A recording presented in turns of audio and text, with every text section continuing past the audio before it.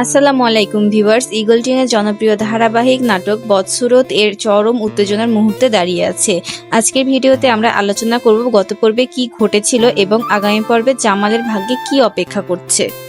আমরা দেখেছি সহজ সরল জামালকে কিভাবে তার নিজের ভাই রোমান এবং এলাকার প্রভাবশালী বদরুল মিলে এক মিথ্যা চাঁদাবাজির মামলায় ফাঁসিয়ে দিল। কিন্তু জামালের জন্য সবচেয়ে বড় ধাক্কা ছিল এটা জানা যে তার প্রাক্তন স্ত্রী মায়া এখন বদরুলের ঘর করছে। বদরুল আর মজনু মিলে জামালকে সামাজিকভাবে হেয় করার কোনো সুযোগই ছাড়ছে না। এমনকি অন্যের জমিতে নিজের টাকা দিয়ে ঘর তোলায় জামালকে বেকুব বলে উপহাস করতেও ছাড়েনি বদরুল। মায়ার মনে জামালের প্রতি এখনো মায়া থাকলেও বদরুলের ভয়ে সে মুখ খুলতে পারছে না। অন্যদিকে জামালের এই চরম সততাই এখন তার জীবনের কাল হয়ে দাঁড়িয়েছে। এখন প্রশ্ন হলো আগামী পর্বে কি ঘটতে চলেছে। গত পর্বের শেষে আমরা দেখেছি রাতের অন্ধকারে জামালের উপর অতর্কিত হামলা চালায় বদরুল ও তার দলবল। আগামী পর্বে আমরা দেখতে পারি জামাল এই হামলায় গুরুতর আহত হয়ে হাসপাতালে ভর্তি হতে পারে।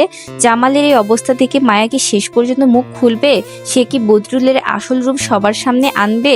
রোমান কি তার মেজ ভাইয়ের প্রতি অন্যায়ের জন্য অনুতপ্ত হবে, নাকি বদরুলের সাথে মিলে জামালের সব সম্পত্তি দখলের পায়তারা করবে? বদসুরত নাটকের নতুন পর্বটি মুক্তি পেতে যাচ্ছে আগামী 7ই এপ্রিল দুপুর 3টায় অথবা চ্যানেলের নিয়মিত সময় অনুযায়ী।